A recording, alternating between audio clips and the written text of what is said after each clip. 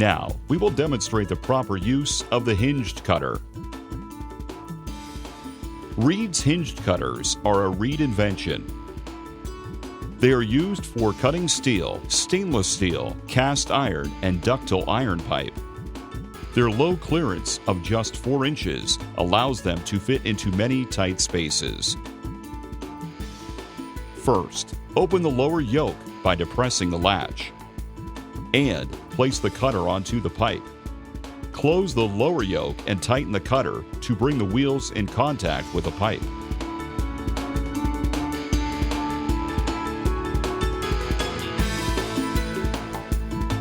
Continue the cutting process by rocking the tool back and forth 90 to 110 degrees. Continue cutting while maintaining as much pressure on the cutting wheels as possible.